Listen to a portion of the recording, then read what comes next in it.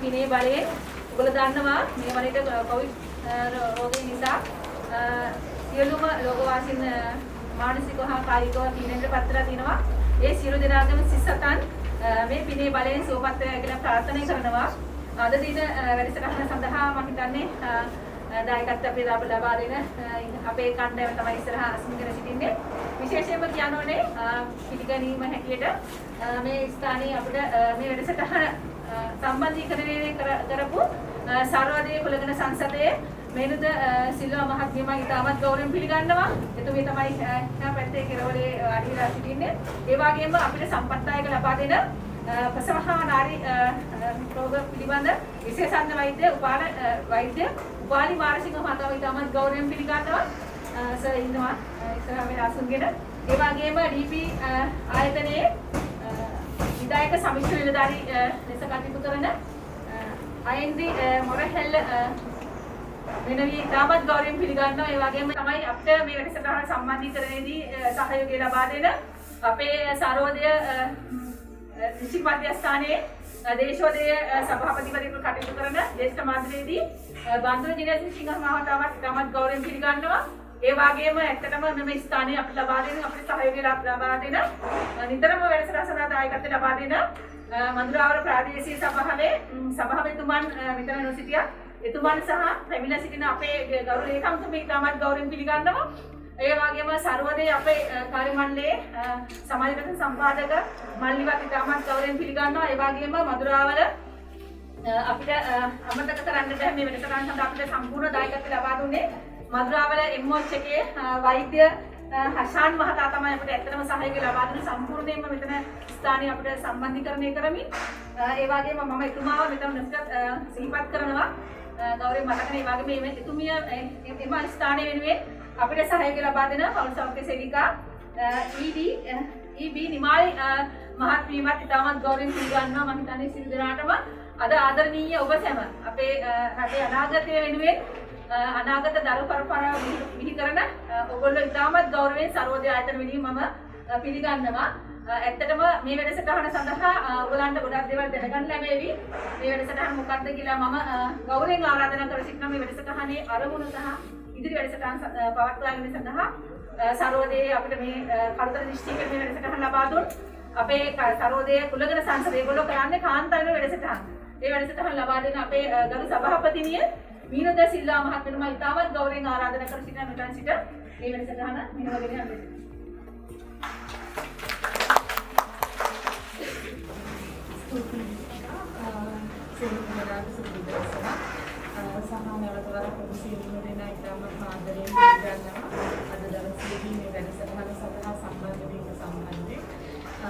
දීපිකා කිව්වා වගේ මේ වෙනකොට අපි දන්න දෙයක් තමයි කොරෝනා කියන රෝගීත්වයත් එක්ක දීර්ඝ වශයෙන්ම මුළු ලෝකෙම පීඩාවට පත් වෙලා ඉන්න විදිහට තමයි අපි මේ අපේ වැඩ කටයුතු සිදු කරන්නේ. ඉතින් එතනදී අපි සර්වෝදය ව්‍යාපාරයේ විදිහට මෙතනදී අපිට දායකත්වයක් ප්‍රදාන වශයෙන්ම දීපී අධ්‍යාපන ආයතනය අපිට සහයෝගය දක්වලා ඔවුන් විසින් කරන ප්‍රජා සත්කාරයක් සඳහා අපි සමග අත්දැක ගන්න. ඇත්තටම මෙතනදී ඕගොල්ලෝ අහලා ඇති දීපී අධ්‍යාපන ආයතනය කියන එක ඉස්සල්ලාම ඕනේ අධ්‍යාපන කටයුතු මේ අපි ගන්නවා මේ කොරෝනා තත්ත්වයට එක්ක පාසල් යමුණා අපේ ළමයින්ට ගෙදරට වෙලා ඉන්න වුණා. ඒකට අධ්‍යාපනය කියන එක අදාළ වුණා. ඒකට ගොඩක් වෙලාවට අපි දැකපු දෙයක් තමයි මේ ග්‍රාමීය වශයෙන් ග්‍රාමීය ප්‍රදේශවල ජීවත් වෙලා ඉන්න දරුවන්ට තමයි වැඩි බාධාවක් එන්න උනේ. මොකද මේ අන්තර්ජාල පහසුකම් මේ තාක්ෂණික පහසුකම් කියන ඒවා නැතිකම.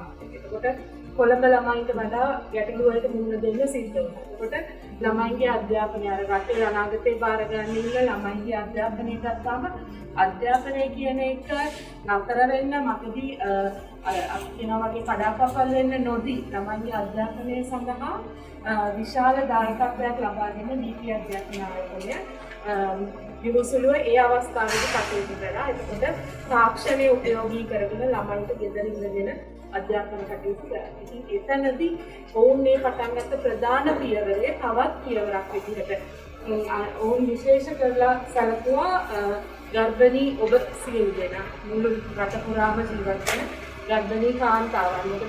මොකද ඔබගේ සෞඛ්‍ය සහ ඔබගේ යහපැවැත්ම තමයි ඔබගේ දරුවාට අනාගතේ බාර ගන්න ඉන්න දරුවාට බලපෑමක් වෙන්නේ. ඉතින් ඔබ කොයි විදිහටද මේ කොරෝනා තත්ත්වයට එක්ක ඔබගේ සෞඛ්‍ය තත්ත්වය පවත්වාගෙන යන්න ඕනේ, කොයි විදිහටද ඔබ කොයි විදිහටද ඔබගේ ආහාර රටාව අනුගමනය කරන්න ඕනේ, ඔබ කොයි විදිහටද ඔබගේ කායික සහ මානසික සෞඛ්‍ය පවත්වාගෙන යන්න ඕනේ කියන කාරණාව සම්බන්ධයෙන් නොමිලේ මුළු රටේම ඉන්න ප්‍රජාව ගර්භණී මව්වරු දැනුවත් කිරීමේ ප්‍රජා සත්කාරයක් විදිහට තමයි දීපී අධ්‍යාපන ආයතනය මේ වැඩසටහන ක්‍රියාත්මක කරන්න පටන් ගත්තේ. ඉතින් එතනදී මේ වැඩසටහනේ පළවෙනි වැඩසටහන තමයි අපි කළුතර දිස්ත්‍රික්කයෙන් පටන් ගත්තේ. අද එතකොට ඔබ තමයි පළවෙනියටම අපේ වැඩසටහනට සම්බන්ධ වෙන පිරිස. අපි මේක බලාපොරොත්තු වෙනවා දිස්ත්‍රික්ක 25 පුරාම මේ විදිහට ඔබ වගේ ගර්භණී මව්වරුන් උතුර දකුණ හැම පැත්තම යාවෙන්න මේ ඉන්න ගර්භණී අම්මලා හැම දෙනාම දැනුවත් කරලා ඔබගේ සෞඛ්‍ය සහ පෝෂණය නංවාලීම සහ ඔබගේ දරුවාගේ සෞඛ්‍ය පෝෂණය කියන එකට වැඩි අවධානයක් යොමු කරන්න. එතනදී අර කිව්වා වගේ අපිට විශේෂ සම්ප්‍රදායකත්වයක් ලබා දුන්නා ડોક્ટર උපාලි මාරසිංහ මහතා. එතුමා අවුරුදු 45ක විතර සේවා කාලයක් තියෙනවා. එතුමාගේ අත්දැකීම් බහුල වෛද්‍යවරයෙක්, ප්‍රසව හා නාරි රෝග විශේෂඥ වෛද්‍යවරයෙක් විදිහට. ඉතින් එතුමාගේ සහයෝගයත් එක්ක තමයි දීපී අධ්‍යාපන ආයතනය මේ ප්‍රජා සත්කාරය කරන්නේ. එතනදී අපිට සර්වෝදය විදිහට සර්වෝදය කුලගෙන සංසදයේ විදිහට අපිට අවස්ථාව ලැබුණා. අපේ දිස්ත්‍රික්ක 25ම ඉලක්ක කරගෙන අපේ අම්මලව දැනුවත් කරන්න. ඉතින් මම හිතන්නේ මේක ගොඩාක් වැදගත් වෙයි ඔයාලට. ඔයාලගේ ඕගොල්ලෝ මේ වෙනකොට ලබලා ක්ලිනික් වලින් ඕගොල්ලෝ දැනුම ලබාගෙන තියෙනවා. ඒ දැනුමට තව වැඩිපුර දෙයක් එකතු කරගන්න සහ නිරෝගී දරුවෙක් මේ ලෝකයට බිහි කරන්න මේ වැඩසටහන ඕගොල්ලන්ට ලොකු ශක්තියක් වෙයි කියලා අපි විශ්වාස කරනවා. ඉතින් මම ගෞරවයෙන් ආරාධනා කරනවා අයින්තිට එතුමිය තමයි දීපී අධ්‍යාපන ආයතනයත් එක්ක අපිට සම්බන්ධ වෙන නිලධාරිය. ඉතින් එතුමියට ගෞරවයෙන් ආරාධනා කරනවා දීපී අධ්‍යාපන ආයතනය ගැන තවදුරටත් හඳුන්වා දීමක් කරන්න. අරසුගොල් දැස්නා කරනවා. සැමින් සිත සියලුම දෙනාගේ නමස්කාරයි. සෑම දරුවෙකුටම අධ්‍යාපනය ලැබීමේ අයිතිය ඇත. අධ්‍යාපනය යන විද්‍යාවක් පමණක් නෙවෙයි. මානව සංවර්ධනය සඳහා දොරටු විවර කරන සහ අවස්ථා සහ නිදහස පුරුදු කරන බලපෑම. දිවයින පුරා සිටින දරුවන්ට අධ්‍යාපනය සඳහා සමාන අවස්ථා සහ ප්‍රවේශය නොලැබෙන බව දීපී පදනමේ රාපික පෙරේරා මහතා හඳුනාගත්තා. එබැවින් දීපී පදනමේ අපි අප රටේ සිටින සෑම දරුවෙකුටම අයිතියක් වන උසස් මට්ටමේ අධ්‍යාපනය සෑම දරුවෙකුටම ලබා දීමට විවිධ ආකාරයෙන් කටයුතු කරමින් සිටිනවා. දරුවෙකුගේ මව කුස පිරිසක ගන්නා අවස්ථාවේ සිට එම දරුවා උසස් අධ්‍යාපනය ලබන තාක් ඔවුන්ට අවශ්‍ය අධ්‍යාපන පහසුකම් නොමිලේ ලබා දීමට දීපී පදනම දැනටමත් කටයුතු කරනවා. මව කුස පිරිසක ගන්නා දරුවා රැක බලා ගන්නේ කෙසේද? නිරෝගී යහපත් දරුවෙකුට සූදානම් වෙන්නේ කෙසේද? අතුරු තවත් සෞඛ්‍ය උපදෙස් රාශියක් සමග දීපී සෙල් YouTube නාලිකාව ඔස්සේ ඔබ වෙත ගෙනහැර දක්වනවා. ඒ වගේම දරුවා උසස් වයස අවුරුදු 2 සිට 7 දක්වා පොඩිස්සන්ට ලෝකයේ ජනප්‍රියම සහ මිල අධිකම ABC mouse USB studio ඇතුළු තවත් පාඩම් මාලා සම්පූර්ණයෙන්ම නොමිලේ සහ තවත් අලංකාර 3D තාක්ෂණයෙන් හැදගන්වන ළමයි ගීත සිවිල් නැන්දා විසින් රචනා කළ ගුවන් විදුලි සංස්ථාවෙන් හදවත කරපු ලස්සනම ලස්සන විද්‍යා ගීත පොත් දෙකක් අපි DP Kids web අරගෙන සහ YouTube නාලිකාවට එක්කොට අවසන්. ඒවා භාවිතයෙන් ඔබේ දරුවාට ජාත්‍යන්තර මට්ටමේ ප්‍රාථමික අධ්‍යාපනයක් ලැබෙන බවට නොඅනුමානයි. ඔබගේ ළමයාට 5 වසර ශිෂ්‍යත්වයේ සිට උසස් පෙළ අධ්‍යාපනය දක්වා දිවයින විශිෂ්ට ගුරුවරුන් විසින් මෙහෙයවන පාඩම් මාලා DP Education ඔස්සේ නොමිලේ එවන ගත හැකිය. ඒ විතරක් නොවේ දරුවාගේ තාක්ෂණ ශක්තිය ඉහළ දැනීම සහ තොරතුරු තාක්ෂණයට ඇලුම් කරන දූ දරුවන්ට කෝඩින් ඉගෙන ගන්නා සහ තවත් නොයෙක් ක්‍රියාකාරකම් පුහුණු වීම සඳහා DP කෝඩින් ස්කූල් හරහා දරුවන්ට නොමිලේ ඉගෙන ගන්න හැකියි. ඉතින් දරුවාගේ අධ්‍යාපනය සුරක්ෂිත කිරීම සඳහා දීපී පාලනයේ මාතෘ ගරු ධම්මික පෙරේරා මහතාගේ මූලිකත්වයේ සම්පූර්ණයෙන්ම නොමිලේ සිටින්නේ සමාජ සාධනය ඔබගේ දරුවාගේ අනාගතයේ අධ්‍යාපනයට සුරක්ෂිත කරගන්නා මේ දීපී පාලන වෙනුවෙන් මම ඔබ සියලු දෙනාට ඒ වගේම සියලු දරුවන් අධ්‍යාපනයේ පෝෂණය ජීවිතය ජයගත යන ප්‍රාර්ථනාවෙන් මම මගේ කතාව අවසන් කරනවා. ආරම්භ කිරීම සඳහා මම මයිකල් තුමාට ගෞරවයෙන් ආරාධනා කරනවා. අද දවසේදී අපිට සම්බන්ධ වෙන්නේ වෛද්‍යකාරී මාරසීන වෛද්‍යතුමන් එතුමා ශ්‍රී ලංකාවේ සහ විදේශයන්හි පුරා අවුරුදු 45ක සේවය කරපු ප්‍රසන්නහාර මාරි විශේෂඥ වෛද්‍යවරයෙක් විදිහට සේවය කරලා මේ වෙනකොට විශ්‍රාම සුවයෙන් කල්ගත කරන සහ ප්‍රජා සංවර්ධන වැඩසටහන සඳහා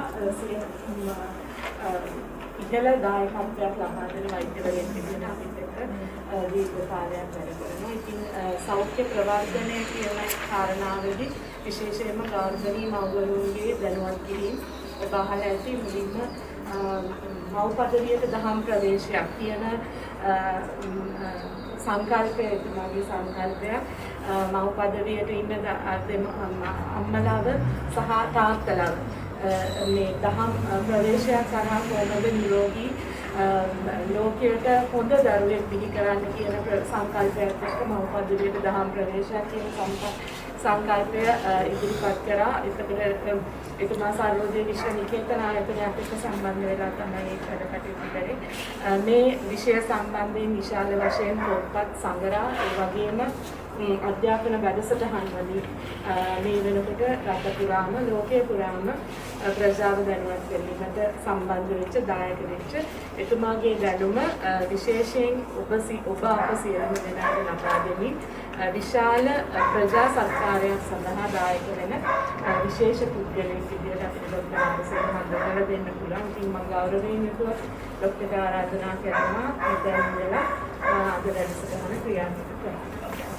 දීපී පදනමත් සර්වෝදේ කාන්තා සංසදයත් එකතු වෙලා තමයි මේ සුවිශේෂ කාර්යය අද ඉටු කරන්නේ. මේ පිටපස්සෙන් අපේ රොෂාන් මහත්මයාගේ වීඩියෝ ටීම් එකත් එක්ක ඉන්නවා. සියලු දෙනාම අපිත් එක්ක එකතු වෙන්නට ඕනේ. මම හිතන්නේ එකතු වෙන්නට අපි ටිකක් දැන් ඔයගලන්ට යම් ප්‍රශ්න ඇති මේ කායික ප්‍රශ්න එක තැනක ඉඳගෙන ඉඳලා මම හිතා මුලින්ම මේ කොරෝනා වසංගතයත් එක්ක අපි ජීවත් වෙන මේ කාලේදී පරීක්ෂා වෙන්න ඕනේ. පරීක්ෂා වෙන ගැන ඔයගොල්ලෝ දන්නවා. අද ගෙදර ගිය ගමන් එතුන් ටික ඔක්කොම එළියට දාන්න වෙනවා. දීලා මොන සෝදගෙන තමයි ගේ ඇතුළට යන්න වෙන්නේ. ඒ වගේම ගෙදර ඇත ආශ්‍රය කරනකොට ඒ ඔක්කොම ඔයගොල්ලෝ දන්නවා. දැන් මේ වෙනකොට මූණ ඔක්කොම වහගෙන ඉන්නේ. මම මෙතන මූණ ඇරියා. මොකද මගේ වටපිටාවේ කවුරුත් නැහැ. ඒ හින්දා මම මූණ පොඩ්ඩක් ඇරියා. ගෑනු හුඟක් වෙලාවට හරි බයයි කතා කරන්න. ගෙවල් වල නම් හැබැයි වැඩියෙන්ම කතා කරන්නේ ගෑනු අය කියලා අපි දන්නේ. නමුත් මෙතනදිත් අපි කතා කරලා යම්කිසි ප්‍රශ්නයක් තියෙනවා නම් निराකරණය කරගන්න උගක් ඉඩ තියෙනවා. ඒ නිසා මේක අපි දෙගොල්ලෝ එකතු වෙලා කරන බොහොම සුහද සංවාදයක් නිසා මේ වීඩියෝ එකේ පෙන්වන හැම කරුණක්ම ඔයගලන්ට අමතක වෙන්නත් පුළුවන්. සමහරට මේකේ අතුරත් නැති වෙච්ච කරුණු ගැනත් ඔයගලන්ට ප්‍රශ්න මතුවෙන්න පුළුවන්. ඒ නිසා අපිත් එක්ක කතා කරන්න. මොකද මම මේ මීට අවුරුදු මම හිතන්නේ 25කට 26කට ඉස්සෙල්ලා මේ ප්‍රදේශයේ හොරණ නෙමෙයි කළුතර ප්‍රදේශයේ වියෝජි කෙනෙක් විදිහට හිටියා. මට ඒගොල්ලෝ ඒ කාලේ ඔයගොල්ලන් අම්මලාගේ බලේ ඉඳ ඇති. හුඟක් වෙලාවට. ඒ කාලේ අවුරුදු 25 පැනලා දැන්. ඉතින් ඒ කාලේ ඉතින් මම දැකින්න ඇති බලේ ඉඳ ඇති. සමහර දැන් ඊට පස්සේ මම කේතුමති රෝහලට ගියා. ඊට පස්සේ මම කළුබෝයි තමයි අවසානයේ මගේ අන්තිම අවුරුදු 12 හිටියේ. ඊට ඉස්සෙල්ලා මම කෑගල්ල අනුරාධපුර වගේ රෝහල් වලත් වැඩ කරා. ඒ නිසා මුළු අවුරුදු 5ක්ම ගෑනුත් එක්කම තමයි ජීවත් වුනේ. ඒ නිසා කාන්තාව ගැන හොඳට දන්නවා. ගෙදර කාන්තාව ඇරෙන්න. ඒ නිසා ඔයගොල්ලෝ පොඩ්ඩක් මාස්ක් එක පොඩ්ඩක් දැන් විනාඩි භාගයක් විතර පල්ලෙහාට දාලා හුස්ම 10ක් විතර ගන්න. ඔක්සිජන් ටිකක් ඇඟට දෙන්න. හරිද? බය වෙන්න එපා. හොඳට ඔක්සිජන් ටිකක් ඇඟට ගන්න. මොකද දරුවා බලාගෙන ඉන්නවා ඔක්සිජන් ටිකක් එන්න. විනාඩියක් විතර හොඳට හුස්ම ගන්න. ඇස් වහ ගන්න. සියලු දෙනාම ඇස් වහ ගන්න. ලිහිල්ව ඉන්න. අපි ශරීරය ලිහිල් කරන්න යන්නේ. ඒ නිසා හිස මුදුන ගැන කල්පනා කරන්න. හිස මුදුන ගැන කල්පනා කළා හිස මුදුන ලිහිල් කියලා හිතන්න. මූණ ලිහිල් කියලා හිතන්න. මූණේ පේශි ඇස් ඔක්කොම නිකන් කඩා වැටෙන්න ඉඩ අරින්න. ඒ ලිහිල් භාවයේ මේ ශරීරයේ ඉන්න දරුවට ඉතාමත් වැදගත් වෙනවා. හොඳට හුස්මක් ගන්න. තව හුස්මක් ගන්න. දැන් බෙල්ල පැත්තට හිත යොමු කරන්න. බෙල්ලත් ලිහිල් කරගන්න. දැන් අපි උරස් හොඳට තද වෙලා තියෙන. ඒ උරස් පොඩ්ඩක් ලිහිල් කරගන්න. කඩා වැටෙන්න ඉඩ අරින්න. අපේ අත් දෙක ඇඟිලි සරල ලෙස ලිහිල් කරගන්න. දැන් ඔබේ හිස ලිහිල්, බෙල්ල ලිහිල්, උරහිස් ලිහිල්, අත් දෙක ලිහිල්. කොන්ද පැත්ත පොඩ්ඩක් මුරුල් කරගන්න. දැන් ඔබ වාඩි වෙලා ඉන්න බව හිතන්න. ඔබ වාඩි වෙලා ඉන්න බව හිතෙන්නේ ඔබේ තට්ටම පුටුවට. ඒ වගේම ඔබේ කොන්ද පුටුවේ පත්තට හේත් වෙලා තියෙන නිසා ඒ ගැනත් පොඩ්ඩක් ලිහිල් කරගන්න. එමින් ඔබේ කලව කකුල් ගැන හිතන්න. ඒවත් ලිහිල් කරගන්න. ඊගාවට ඔබේ කකුල් වල යට කෙළවර ගැනත් හිතන්න. දැන් පාද දෙක බිමට ස්පර්ශ වෙලා තියෙන්නේ. ඒ ගැනත් හිතලා ඒකත් ලිහිල් කරගන්න. දැන් ඔබේ මුළු ශරීරයේම ලිහිල්. හොඳට හුස්ම දෙකක් අරගෙන ඇස් අරින්න. ඇස්සරලා අපව මාස්ක් එක පළඳ ගන්න. පළඳගෙන දැන් අපි ඉන්නේ අලුත් ලෝකයක. මේ වීඩියෝ දර්ශන පෙරේ දෙවෙනි වීඩියෝ එක තමයි අපි මුලින්ම පෙන්නන්නේ. පළවෙනි වීඩියෝ එක සූදානම් කරලා තිබුණේ විවාහ වෙන්න ඉස්සෙල්ලා කොහොමද සූදානම් වෙන්නේ කියන එක. දැන් ඔබ ඒ සඳහා ඔක්කොම කෙරිලා ඉවරයි. ඉතින් දෙවෙනි වීඩියෝ එකෙත් අපි යම් දේවල් තොරතුරු ටිකක් ඔබට කියනවා. එහෙනම් ඔබ මේකේ මතුවෙන මගදී නවත්තලා ඔබෙන් අහනවා ඔබට මතුවන කාරණයක් ගැන. මේකේ මේ වීඩියෝ එකෙන් ප්‍රධාන දෙයක් අපි උලුප්පල දන්වනවා. ඒ උලුප්පල දන්වන කාරණේ මොකක්ද කියලා කියන්න පුළුවන් නම් අපි ඔබට පොඩි තෑග්ගක් පස්සේ දෙනවා. හොඳයි. අපි වීඩියෝ එක නරඹමු. එක එක්කෙනාට යම් ප්‍රශ්න තියෙනවා. මොකද මම අවුරුදු 40ක් විතර සර්විස් එකක් තියෙනවා. ඔයගලන්ට නොමිලේ channel එකක් අද කරන්න යන්නේ. හරිද? එහෙනම් ඔයගලන්ට ඕනේ ප්‍රශ්නයක් තමාගේ පෞද්ගලිකව ප්‍රෙග්නන්සි එකේ තියෙන ප්‍රශ්නයක් මේ වෙලාවේ අහන්න පුළුවන්. හිතගෙන පොඩ්ඩක් අහන්න මේගොල්ලෝ මේක සූදානම් කරගන්න එක. ඔයාලට තියෙන ප්‍රශ්නයක් මොනවාද තියෙනවද? ඔයාගේ මාස කීයද? යත් මාස 7යි. වත් 7යි. වත් 6. වත් 4යි. මාස 4දී දැන් අපි මේක සූදානම් හරිද? මේක සූදානම් කරගන්නකම් ඔයා මේ මාස 4දී බබත් එක්ක හොඳට සෙල්ලම් කරන්න පුළුවන්. බබත් එක්ක කතා කරලා තියෙනවද? බබාට සින්දු කියලා තියෙනවද? බබාට ඇහෙනවයි කියලා දන්නවද? අපි ඒක ගැන වීඩියෝ එකක් කරලා තියෙනවා. ඒකත් අහන්න පුළුවන්. අපේ මව්පදියේදී දහම් ප්‍රවේශයක් වැඩසටහනම නිර්මාණය වුණේ ඒ බබත් එක්ක sannivedanaye. මෙතුමිය බබා හම්බෙන්න ඉඳද්දි අපේ වැඩසටහනට ඇවිල්ලා දැන් එතුමියගේ බබා දැන් අවුරුදු 18ක් 20ක් විතර ඇති. හොඳට ඉගෙනගෙන වැඩ කර කටයුතු කරනවා. මොකද අවශ්‍ය තොරතුරු ඔක්කොම ගර්භණී කාලේදී අම්මටයි ලබා දෙන්න පුළුවන්. නිසා මේ බබත් එක්ක බබාට ඇහෙනවා, බබාට දැනෙනවා, බබාට රස දැනෙනවා, අපේ ස්පර්ශය දැනෙනවා. එහෙනම් අම්මයි තාත්තයි එකතු වෙලා බබත් එක්ක සම්බන්ධ වෙන හොඳම කාලය තමයි මාස 4න් පස්සේ. මාස 2 ඉඳන් පුළුවන්. මාස 4න් පස්සේ යාගේ කන හොඳට ඇහෙනවා. කන හොඳට ඇහෙන්න පටන් ගත්තයින් පස්සේ අපි කතා කරන දේවල් යාට මේ ඔක්කොම ගලාගෙන යනවා මේ ගර්භාෂයේ තිබෙන වතුර තුලින්. වතුර තුලින් ගලාන් ගිහලා යාට ඇහෙනවා. ඒ නිසා අපි කියන එකක් තමයි ඔබ හැම කෙනාම දරු නැලවිලි ගීත අහලා තියෙනවනේ. අහලා තියෙනවද? දන්නවද ඒක? අහලා තියෙනවා. අහන්න කිව්වොත් දන්නේ නැහැ. නමුත් ලංකාවේ 52ක් විතර දරුවෝ නලවන ගීත තියෙනවා. සින්දු තියෙනවා. අලුත් ඒවාක් තියෙනවා, පරණ ඒවාක් තියෙනවා. අපි කියන එකක් තමයි මේ බඩ ඇතුලේ ඉඳද්දි මේ දරු නැලවිලි ගීත කියන්නේ. ඒ දරු නැලවිලි ගීත ඒ අම්මට ඇහෙනවා, අම්මා දරුවට ඇහෙනවා අම්මා කියනකොට. අම්මට විතරක් නෙමෙයි තාත්තටත් පුළුවන් මේ දරුණු නැලවිට කියලා. අපි ඒ ගැන වීඩියෝ එකක් කරලා තියෙනවා. දරුවත් එක්ක කොහොමද sannivedanaya කරන්නේ? එයාගේ හැකියාවන් කොහොමද අපි දියුණු කරන්නේ? ඒ සඳහා අම්මයි තාත්තයි උපකාර වෙන්නේ කියලා. ඒ වගේම හොඳ පැත්තක් තියෙනවා නරක පැත්තක් තියෙනවා. ඒ නිසා තමයි අපි අම්මලා තාත්තලා දෙගොල්ලන්ට මේ වීඩියෝ බලන්න කියන්නේ. ඒ තුලින් අපේ අම්මටයි තාත්තටයි පොත සමහර අම්මලා තාත්තලා ඉන්නවා ගෙවල් වල රණ්ඩු දබර කරනවා. ඒගොල්ලෝ හිතන්නේ මේ බබාට මේව ඇහෙන්නේ නැහැ කියලා. ඒවා ඇහෙනවා. ඇහිලා ඒ වෙලාවේ ප්‍රතිචාර දක්වන අයත් ඉන්නවා. ඊට පස්සේ බබා හම්බෙලා අවුරුදු 20කින් විතර පස්සේ ප්‍රතිචාර දක්වන දරු අයත් ඉන්නවා. ඒ නිසා බබාව හදාගන්න හොඳම මොන්ටිසෝරි එක තමයි තොටිල්ල තමයි ගර්භාෂයේ කාලේ. මොකද මේ මොන්ටිසෝරි එකේ ටීචර් ඔයා. එයාගේ තාත්තා එයාගේ ගෙදර ඉන්න අය. ඒකින්ද මොන්ටිසෝරි එකේ පූර්වාචාර්යයින් වහන්සේලා තමයි අපි අම්මයි තාත්තයි කියලා හඳුන්වන්නේ. ඒගොල්ලන්ට ලොකු වගකීමක් තියෙනවා. කුස්සිය ඇතුලේදී මේ දරුවව හොඳ පැත්තට යොමු කරවන්න. මොකද බබාගේ හැම ශෛලියක්ම වර්ධනය කරන්නේ අම්මගේ කටහඬින්, තාත්තගේ කටහඬින්, පරිසරයේ ශබ්දවලින්. ඉතින් ඒවා අපි හොඳ ඒවා තෝරා බේරා යාට දෙන්න පුළුවන් නම් මේ දරුවව හොඳ තත්වයට යාගේ මොලේ තියෙන සෛල හොඳ පැත්තට යොමු කරන්න පුළුවන්.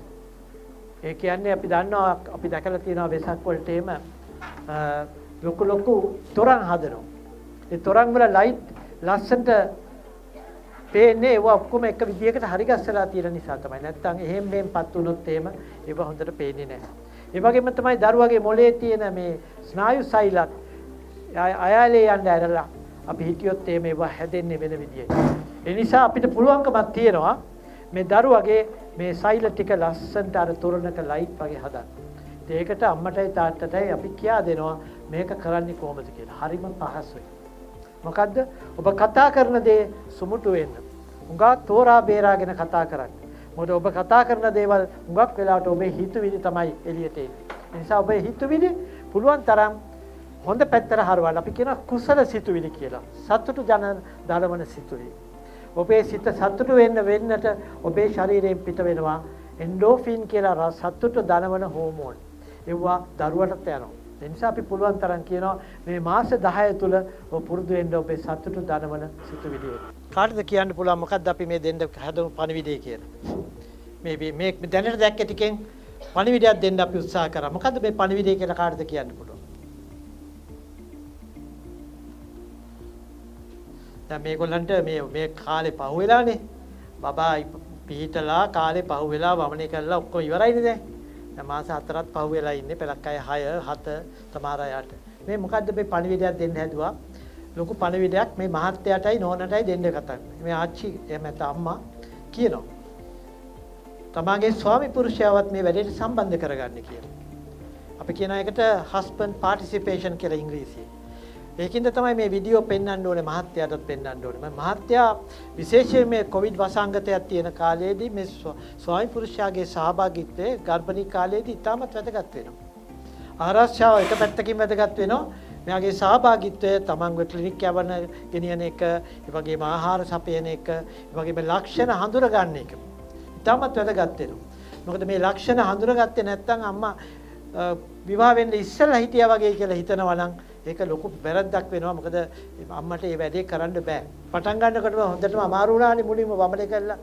හරියට ලොකු ට්‍රිප් එකක් ගිහිල්ලා වගේ බොහොම මහන්සියෙන් වගේ හිටියානේ. ඒකත් මහත්තයා දැනගන්න ඕන.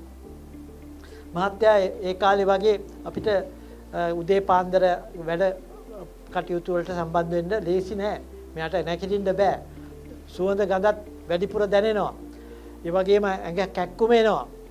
කෙන්ඩ පෙරලෙනවා. සමහරවිට ලේ යනවා කටින් මේ විදුරු මහෙන් ලේ යනවා. ඊළඟට කකුල් ඉදිමෙන්න පටන් ගන්නවා. ඇඟ වෙනස් වෙන්න පටන් ගන්නවා. ලප කැලලි එන්න පටන් ගන්නවා. මේවා මහත්තයා දැනගන්න ඕනේ. අනේක තමයි මේ කියන්නේ. ඉවසන්න පුරුදු වෙන්න පුතේ. මේ මහත්තයාත් මේක දැනගන්න ඕනේ. ඒක තමයි මේකෙන් අපි කියන්නේ. ක්ලිනික් වලට යනවා. ක්ලිනික් වලට ගිහිල්ලා අපේ ටෙස්ට් එහෙම කරනවා. ඒක එක පැත්තකින් අපේ මිඩ්වයිෆ්ස් නෝනලා මේ මොයි මහතුරු කරගන්න ගමන් අපේ ස්වාමි පුරුෂයනුත් මේ වැඩේට එකතු කරගත්තොත් තමයි අපි සාර්ථක වෙන්නේ.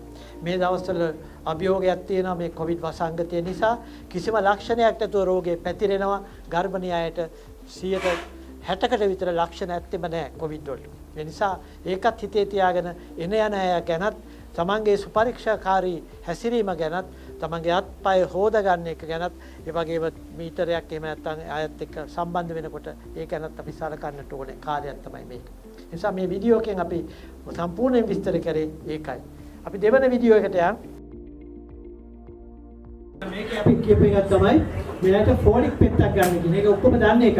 යකඩ පෙති ගන්න කියන එකත් ඒක දන්නේ එක. දන්නවා ඒවා ටික. උඹක් ඒවා ආයනේ තොරතුරු ඔක්කොම හම්බෙලා තියෙනවා. යකඩ පෙති ගන්න ඒවා, ෆෝලික් අම්ල ගන්න ඒවා, කැල්සියම් ගන්න ඒවා, මේ බ්ලඩ් ටෙස්ට් කරන ඒවා ඔක්කොම අපි දන්නවා. නේද? ඔක්කොම දන්නවා නේද? ඔක්කොම කරගෙන ඉන්න. මේ හින්දා ඒක ගැන විස්තරයක් මේක සම්පූර්ණයෙන් තියෙනවා. විශේෂයෙන්ම අපි මුලින්ම හට ගන්න. දැන් ඔකට මේ තොරතුරු ඔක්කොම ලැබිලා තියෙනවා. නිසා මේ වීඩියෝ එකෙන් අපි හුඟක් වෙලාවට එකතු කරගෙන දෙන්න සම්බන්ධ වෙලා කරගන්න වැඩ. කෑම අප්පිරියව කාලේ කරන වැඩ. ඊළඟට යම් යම් ලක්ෂණ ගැන කොහොමද තොරතුරු ගන්න. දැන් ඕගොල්ලොත් එක්ක අපි සම්බන්ධ වෙමු. කාට හරි තියෙනවද ප්‍රශ්නයක් අහන්න මේ කාලේ ඔබට තිබෙන ලක්ෂණ ගැන? කාට හරි ප්‍රශ්නයක් තියෙනවද අහන්න? ඕන එකක් අහන්න කමන්නේ. ඕන එකක් අහන්න. කියන්න. මා කෙරගෙන අහන්න. වල තියෙන ප්‍රශ්නයක් මොනක් තියෙනවද? හා? කවුද අඩියුස සපත්තු දාන්නේ? සෙරප්පු දාන්නේ? අඩියුස සෙරප්පු දාන්න හොඳද ගර්භණී කාලේදී සාමාන්‍ය සෙරප්පු දාන්න හොඳද? සාමාන්‍යව දාන්න කියන්නේ. සෙරප්පුත් ප්‍රමාණය වෙනස් වෙනවා. මාස 6 දී දාන සෙරප්පු දෙක මාස 8 දී දාන්න බෑ. කකුල ලොකු වෙනවනේ. හුඟක් අය කරන්නේ මාස 6 දී ගන්න size 6 එක මාස 8 දී දාන්න බලන size 8 වෙනවා එතකොට. හරියට අපි මේ පිය යුරෝ වලට බ්‍රා අඳිනවා වගේ තමයි. ඒවත් වෙනස් වෙනවනේ size එක. මුල කාලේට වඩා වෙනස් එකක් වෙනවා. නැත්තම් මේවා ඔක්කොම තුවාල වෙනවා. කසන්න පටන් ගන්නවා. ඒ නිසා ඒවත් වෙනස් වෙනවා. ඒ නිසා එකත් මතක තියාගන්න ඕනේ. දත් මදිනකොට දත් විදුරු මාස් ඔක්කොම ඉදිමිලා වගේ එනවා. රතු පාට වෙලා. දකින්නව නේද? ඒ නිසා තමන්ගේ බුරුසුව තුනී එකක් වෙනවා. soft එකක්. ඒකෙන් මදින්න ඕනේ. හරි පරිස්සමෙන් මදින්න ඕනේ නැත්තම් තුවාල වෙනවා. මොකද විදුරු මා හොඳට ඉදිමිලා එන මොකද පටක හරියට ඇඟේ ඉදිමෙනවා. ඒ ස්වභාවික දෙයක්. ලේ හැමතැනටම යනවා. ඒ නිසා ඒ දත් මදින කොටත් පරිස්සමෙන් ඉස්සර කාලේ මිනිස්සු බෝම්බු කෝටුවෙන් නැත්නම් අඹ දැල්ලකින් තමයි දත් මැද්දේ ගර්භණී කාලේ. දැන් අපි ටූත් පේස්ට් වලින් ඉන්නේ. ඒ නිසා අපි බුරුසුව අඩු ගානේ මාස 3කට සැරයක්වත් මාරු කරන්න ඕනේ. හුඟක් වෙලාවට අපේ බුරුසුව තියන්නේ টয়ලට් එකේ. ඒ බුරුසුවට රැට හුඟක් වෙලාවට ආධාර කරන අය ඉන්නවා. කැරපොත්තෝ සහ හූණු ඇවිල්ලා. ඒ නිසා ඒ ආරක්ෂා සහිතව තියන්නට ඕනේ නැත්නම් টয়ලට් එකේ තියන්නත් එපා. නැත්නම් විදුරු මස් වල රෝග හැදෙන හුඟක් ඇති. පුංචි අයටත් ඕක ඇත්ත. ලොකු අයටත් ඇත්ත. තමන්ගේ පුරුෂව මදිනවට වඩා ඒක ආරක්ෂා සහිතව තියාගන්න ඕනේ. ඒක නැත්නම් වෙන්නේ තමන්ගේ විදුරු මහ රෝග හැදෙනවා. ඒක දරුවට බලපාන. ඒකයි. අපි මේ වීඩියෝ එකේ මේකේ තව තියෙනවා ටිකක්. අපි ඒක නවත්තලා අපි ඊගා වීඩියෝ එකට යනවා. අපි next වීඩියෝ එකට යමු තේරෙනවා. මේකේ සම්පූර්ණයෙන්ම අපි කතා කරන්නේ ඒක පූර්ව ප්‍රසව සංරක්ෂණය ගැන. මේක ගැන ඔයගොල්ලෝ හුඟක් තොරතුරු දන්නවයි කියලා මම හිතනවා. ක්ලිනික් එකේ කරනවා. ඔයගොල්ලෝ දන්නවද VDR පරීක්ෂාව කරන්නේ ඇයි කියලා? ඔයා දන්නවද? VDR කියලා පරීක්ෂාව කරනවා නේද? අහලා තියෙනවද? ඇයි ඒක කරන්නේ? සමාජ රෝග තියෙනවාද කියලා. ඇත්තටම අවශ්‍ය වෙන්නේ නැහැ. නමුත් ඒක ප්‍රතිපත්තියක් වශයෙන් ලංකාවේ කරගෙන යනවා. මේ VDR කියන්නේ සිෆිලිස් කියන රෝගයේ පිළිපද ඒ පරීක්ෂාවක් තමයි කරන්නේ. ඒක ලංකාවේ ප්‍රතිපත්තියක් වශයෙන් කරගෙන යන ඔබට සමාජ රෝගයක් තියෙනවද බලන්න නෙමෙයි. මේක ප්‍රතිපත්තියක්. මොකද ඒක තිබුණොත් ඒ දරුවට ඒක හැදුනොත් එහෙම දරුවගේ ප්‍රශ්නයක් ඇති වෙන නිසා. ඒඩ්ස් වලටත් පරීක්ෂා කරනවා. ඒකත් කරනවා. දැන් ඒවා කරගෙන යනවා. දැන් කොරෝනා වලටත් තව ටිකක් කාලෙ යනකොට පරීක්ෂා කරයි. පහු වෙනකොට. නමුත් අපි දෙවෙනි පරිවේක බලමු ඊගා වීඩියෝ එක දැන් මොකක්ද ඒකේ කියන්නේ කියලා. ඔයගලන්ට කරුණු දැනගන්න පුළුවන්. මේ ඔක්කොම සෞඛ්‍ය අපේ අත්පොත්වලත් තියෙන දේවල්. සෞඛ්‍ය දෙපාර්තමේන්තුවෙන් නිර්දේශ කරලා තියෙන දේවල්. මම හිතන්නේ මේ දවස්වල ත්‍රිපෝෂණ හම්බෙන්නේ නැහැ නේ. ත්‍රිපෝෂ හම්බෙන්නේ නැහැ. ඉතින් ත්‍රිපෝෂ වෙනුවට සමපෝෂ තියෙනවා කඩවල වල ගන්න. සමපෝෂ සහ ඒවා ගන්න පුළුවන්. ත්‍රිපෝෂ මේ දවස්වල හම්බෙන්නේ නැති බව අපි දන්නවා. ඒ වගේම මුගක් ආහාර ගමේ තියෙන ඒවා ගැනයි කතා කරන්නේ. ඒ හින්දා මේ බත් කනවා නම් ඒකයි තේ හැඳි භාගයක් විතර වැඩිපුර කන්න කිව්වේ දෙකක් නෙමෙයි. දෙගුණයක් කන්න කියන එක නෙමෙයි මෙතන විස්තර කරන්නේ. තමන් ආහාර ගන්න එක. මොකද මුගක් අය ලොකු පිඟන් පුරවාගෙන කන්න යනවා. නමුත් ඒක ඇත්තට සුබ දෙයක් නෙමෙයි. විශේෂව අපි දැකලා තියෙනවා මේ වෙඩින්ග්ස් වලට ආපුවම කාන්තාවෝ විතර නෙමෙයි පිරිමිත් එහෙමයි ලොකු විහාර වගේ පිගාන නිකන් දෙන හින්දා වෙන්නේ නැති. අර යනවා නම් ගර්භණී කාලයේදී ප්‍රමාණයට වඩා ඒ ද්‍රව්‍ය වල මිශ්‍රණය තමයි අවශ්‍ය වෙන්නේ. දැන් නෙල්ලි ගෙඩියක්, වෙරළු ගෙඩියක් මේ දවස්වල උගුරැස්ස තියෙනවා මේ පාරේ. උගුරැස්ස ගෙඩියක්. ඒවයි තියෙනවා ශුද්ධ ලවණ. අපි කිව්වනේ විටමින් B2, B6, සෙලේනියම් ඒ ඔක්කොම තියෙන ඒවයි. ගෙඩියක් දෙකක් ෆ්‍රිජ් එකේ තියලා කෑවට කමන්නේ. ඒක මේ කොළඹ මේ ගිහින් ඇපල් දොඩම් මම මිදි ගන්නවට වඩා උඟක් ගමේ තියෙන ඒවා. උඟක් නෙමෙයි ප්‍රමාණයක් අඹ කෑල්ලක් පොඩ්ඩයි. ඒ ප්‍රමාණය තමගේ දරුවට තමාට අවශ්‍ය පෝෂණය සපයනවා. අන්තිමට කියපු කාරණේ මොකද්ද මෙතුමිය? මේකේ අන්තිමට කියපු කතාව ලැජ්ජයි ඒත් අහන්න ඕනේ කියලා කිව්ව නේද කතන්දරය? මේ ඔක්කොටම ඇති ඒක. මොකද්ද ඒ කතන්දරේ? මේ පෝෂණය ගැන කතා කරනකොට විටමින් යකට ගවයි හම්බෙන හැටි කිව්වා. පදතුරු කන හැටි කිව්වා. එළවලු කන හැටි කිව්වා. මස් පිටර කන ගැන කිව්වා. ඒ වගේම තව එකක් අන්තිමට කිව්වා. ඊගාට පලා වර්ග හදා ගන්න හැටි කිව්වා. කිරි තියනවා නම් බොන හැටි කිව්වා. කිරි තමාරුයිනේ මේ දවස්. තව එකක් කිව්වා. උගක් ඇයිද තියනවා මේ මල බද්දේ. මාත උස්සන්න කිව්වොත් කවුරුත් අත උස්සන එක නැහැ. නමුත් හොරෙන් ලියලා දෙන්න කිව්වොත් ඔක්කොම ලියලා දෙයි. අනේ ડોක්ටර් හරි අමාරුයි කියලා. මේ දවස්වල දැන් අදත් සෑහෙන උෂ්ණත්වය වැඩි. අපේ ශරීරයේ සෑහෙන ජලය වාෂ්ප වෙනවා. නිසා ජලය මම හිතන්නේ උගක් අය ගා බෝතල් ඇතිනේ. බෝතල් තියෙනවා අර බොන්න ප්‍රශ්නයක් නැහැ. මොකද මුත්‍රා පිට වෙන්නේ නැහැ. ඔක්කොම වාෂ්ප වෙලා යනවා. දරුවට ලීටර් 2ක් විතර වතුර අවශ්‍යයි. අපිට බුද්ධිමත් වෙන්නේ ස්නායු ප්‍රශ්න උගක් ඇති වෙන්නේ මේ ජලය අඩු නිසා. විශේෂම අන්තිම උගක් අය කියන එක තමයි මැල්ලුම් කන්න කියලා. මැල්ලුම් කාලා උදේට টয়ලට් යන්නත් බැරි තරම් මැල්ලුම් කරා. එහෙම එකක් අවශ්‍ය නැහැ. Tamanට මේ ප්‍රමාණය විතරයි කන්න ඕනේ. මම කේතුමතේකේ වැඩ කරන කාලේ මේ මැල්ලුම් කාපු අම්මලා එනවා බබා හම්බෙන්න ගිහිලා මැල්ලුම් තමයි එළියට දාන්නේ. අසුචි වශයෙන්. හරි අමාරුයි එළියට ගන්න. මොකද ඔක්කොම මල බද්දේටපත් වෙලා ඒගොල්ලන් තටමන්නත් බෑ. ඒ නිසා අපි කියන එකක් තමයි මැල්ලුම් උනත් ඒ ප්‍රමාණයට කන්න. නමුත් මැල්ලුම් එළියට යවන්න ඕන නම් ජලයක් බොන්න ඕන. ඒ නිසා ඒවයි ෆයිබර්ස් කෙන්දිති තියෙනවා. කෙන්දිති මුගක් අවශ්‍යයි ආහාර ජීර්ණයටත්, ආහාර තල්ලු කිරීමටත්, ආහාර උරා ගැනීමට පහසු කිරීමටත් ඒවා අවශ්‍යයි. නමුත් ඒකට ජලය එකතු කරේ නැත්නම් වැඩේ වෙන්නේ නැහැ. ඒ ඔක්කොම ගල් වගේ අසුචි මාර්ගයේ අදෝ මාර්ගයට ඉහෙර බඩ වැඩේ රැඳෙනවා. එළියට යන්නේ නැහැ. එතකොට තටමන්නත් අමාරුයි. බබා ප්‍රසූත කරන්නත් අමාරුයි. ඊගාට බබා ප්‍රසූත කරන අතර එන්නේ අසුචි අමුතුම ගඳ ගහන ජීව එන බැක්ටීරියා ප්‍රමුඛ දේවල්. ඒකද දරුවගේ ආසාදනයත් ඇති වෙන්න පුළුවන්. ඒ නිසා හොඳට වතුර බොන්න ඕනේ. හොඳට පිරිසුදුව ඉන්න ඕනේ. තමාගේ බඩවැල දිනපතා හරියට ඉවත් වෙනවද කියලා බලන්න ඕනේ. ඒ කියන්නේ බඩවැලේ ආසූචි ඉවත් වෙනවද කියලා බලන්න ඕනේ. උගක් අයට අන්තිම කාලෙදී මේ මල බද්දේ ඇති වෙන එක දකින්න තියෙනවා. ඒක නැති කරගන්න ඖෂධ වලින් විතරක් නෙමෙයි ආහාරයෙන් පුළුවන්. ඒකත් දැනගන්න. කවුරුත් අම්මලා ප්‍රශ්න අහන්නේ නැහැ. ඒක මට කිව්වා අපේ රොෂාන් මහත්මයා මුලින් ඉඳලා අපේ අය ප්‍රශ්න අහන්නේ නැහැ කියලා. නමුත් හිතේ තියෙන ප්‍රශ්න ඇහුවොත් ඕගලන්ට උත්තර හම්බ වෙනවා.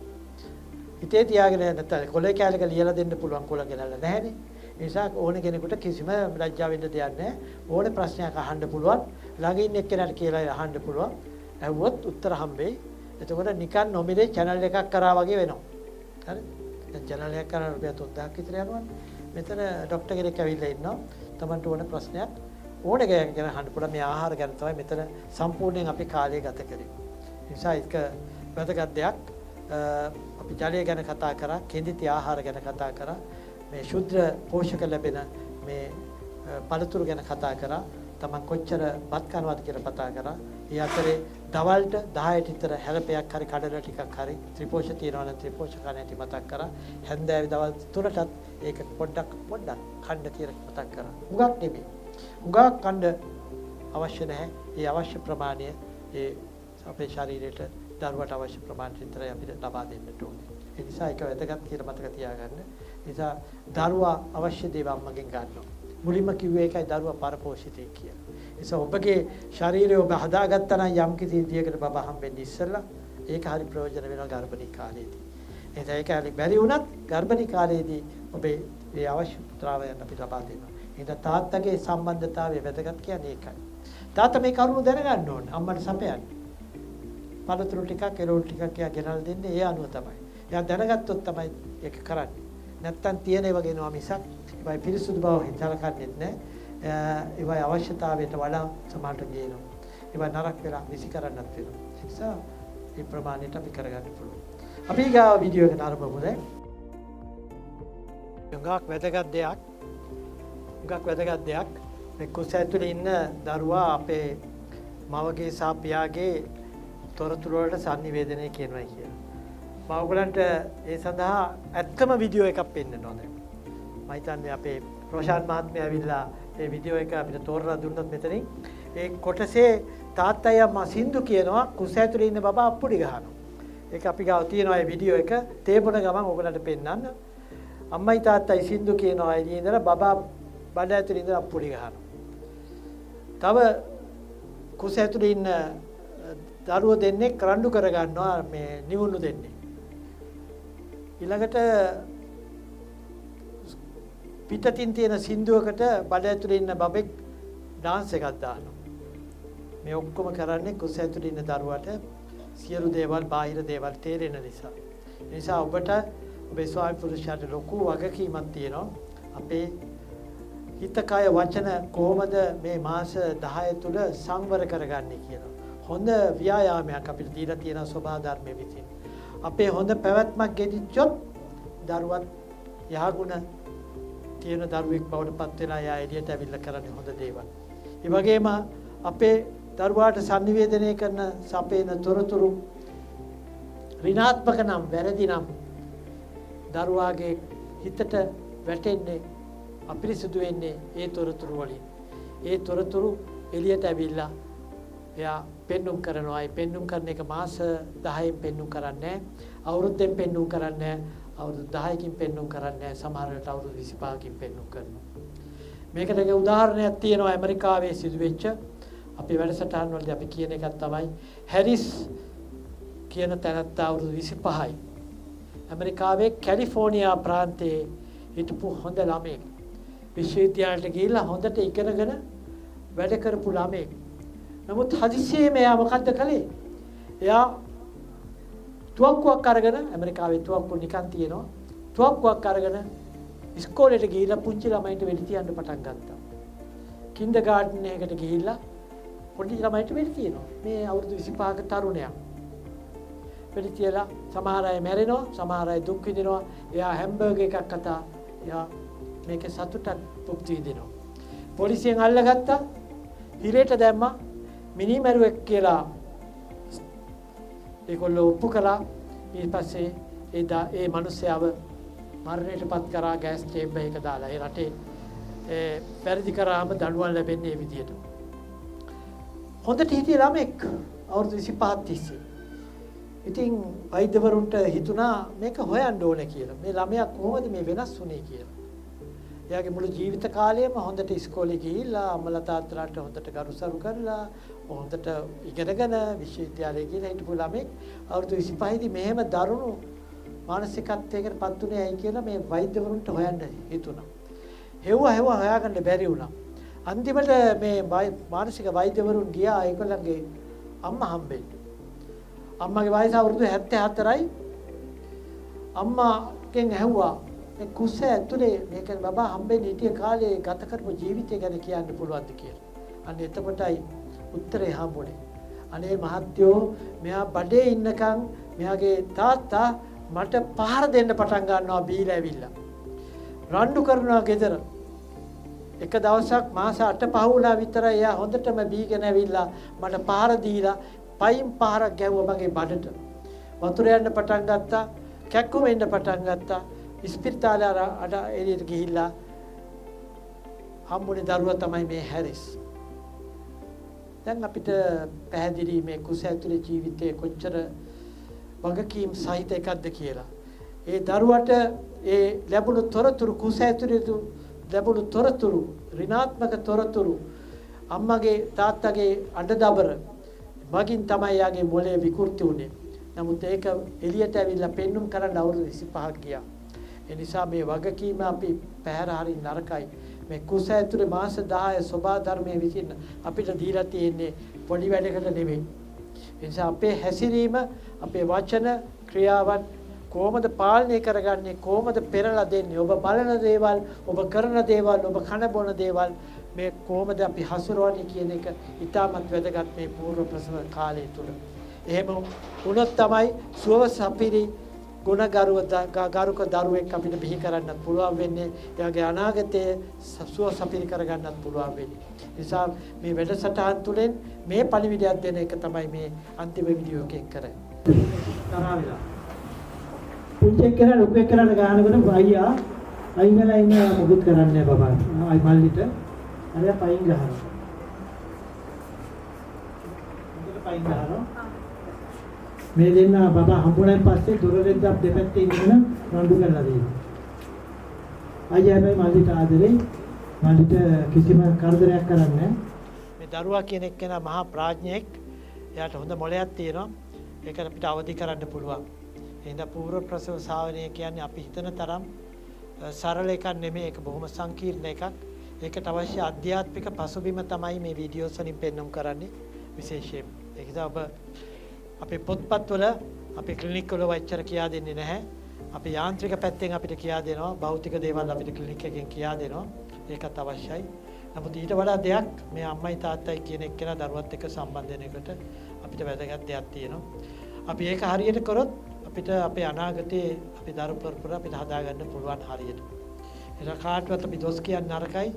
එක එක්කෙනාට දොස් කියන්නේ නැතුව, එක එක්කෙනාට ඇඟිලි දික් කරන්නේ නැතුව අපේ චර්යාවටම අපි ඇඟිලි දික් කරලා අපේ දරුවෝ අපි හදාගන්නට උත්සාහ කරන්න ඕනේ. තව එකක් තියෙනවා මේක සින්දුවක් කියනවා. මේ සින්දුවේදී බබා ටිකක් වෙලා ගිහලා නටන්න පටන් ගන්නවා. ඔබ දකින්න ඇති අපේ කුස ඇතුලේ ඉන්න දරුවා එහෙම කෙනෙක් නෙවෙයි. බොහොම සංවේදී ව්‍යුහයක් තියෙන මොලයක් තියෙන කෙනෙක්. එයාට මතක තියාගන්න පුළුවන්. ඒ මතක තියාගෙන එළියට ඇවිල්ලා යම් දේවල් කියන්න පුළුවන්. එයාට හොඳට හීන දකින්න පුළුවන්.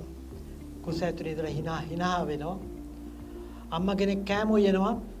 කෑම උයනකොට යාට රස දැනෙනවා. එක වීඩියෝ එකක් තියෙනවා. අම්මා කෑම උයනකොට ඒ කෑම වල රස කුස ඇතුලේ ඉඳලා යා රස විඳිනවා. තොත්තොක් ගාලා කට මෙයාව කරනවා. අම්මා කෑම කපනවා විතරයි.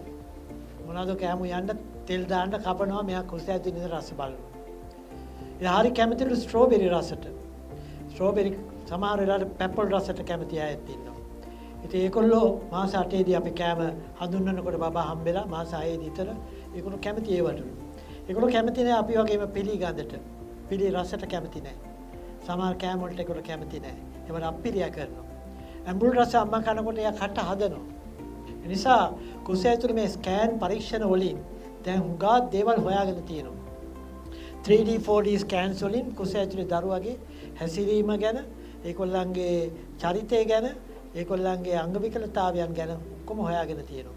ඒ නිසා අප මේ හැසිරෙන්නේ නිකන් එසේ මෙසේ කෙනෙක් එක්ක නෙමෙයි, මේ හිත හදන්න පුළුවන් එකක්. ඒ නිසා අපි ඊගාව වීඩියෝ එක බලනවා මේ ආතතිය කියන එක. ආතතිය කියන්නේ මොකද්ද? ඒ ආතතිය කොහොමද දරුවට බලපාන්නේ කියන එක ප්‍රශ්නේ ගැන තමයි අපි ඊගාවට මම හිතන්නේ කතා කරන්නේ. ශරීරය පොඩ්ඩක් ලිහිල් කරගෙන විනාඩි 5ක් නිකන් ඉන්න පුරුදු වෙන්න ඕනේ. අපේ අයට නිකන් ඉන්න බෑ. ඒ නිසා අපි හැමදාම කියන එකක් ගර්භණික අයටත් අනික් අයටත් හැමදාම හැන්දෑවට පොඩ්ඩක් ලිහිල් තැනක පෙරලිලා ශරීරයේ මුළු ඇඟම ලිහිල් කරන්න. පැත්තකට හැරිලා ඉන්නවනම් වඩාත් ලේසි ගර්භණිකාරේ මෙහෙම ඉන්න අමාරුයි. පැත්තකට හැරිලා පොඩ්ඩක් මුළු ශරීරෙම උඩ ඉඳලා පල්ලෙහාට ලිහිල් කරන්න. වතුර එකක් බීලා මුත්‍රා කරලා ඉවරලා ඇවිල්ලා ලිහිල් කළා. ඊට පස්සේ යම් තැනක වාඩි වෙලා පහසු තැනක පහසු ඉරියව්වක ඇස් වහගෙන නිකන් ඉන්න. නිකන් ඉන්න කිව්වහම උගක් අයට මොකද්ද නිකන් ඉන්න කියලා තමයි තේරෙන්නේ. නිකන් ඉන්න ගියාම තමයි නිකන් ඉන්න කියන එක මොකද්ද කියලා පැහැදිලි වෙන්නේ. මොකද අපේ හිත අපිට දෙන්නේ නැහැ නිකන් ඉන්න. අපිව එක්කෝ අතීතයට යවනවා, එක්කෝ අනාගතයට යවලා අපි කොහාට හරි ප්‍රශ්නයකට මැදි කරනවා. නමුත් නිකන් ඉන්න කිව්වාම නිකන් ඉන්න අපි හිත දෙන්නෙම නැහැ. කොහොම අපි රවුමක් ගන්නවා. ඉතින් අපි රවුමක් ගහන හැට රවුම් ගහන්න ඇරලා ආපහු හිත නිකන් ඉන්න අරින්න. ඒක විනාඩි 5ක් 10ක් කරගන්න. ඒක වැදගත් වෙනවා. ඒ නිසා ඒක විතරයි මම මෙතනින් පණිවිඩය අනික් ඒවා කරන්න අහන්න පුළුවන්. එක එක්කෙනාගේ මානසිකත්වය වෙනස්.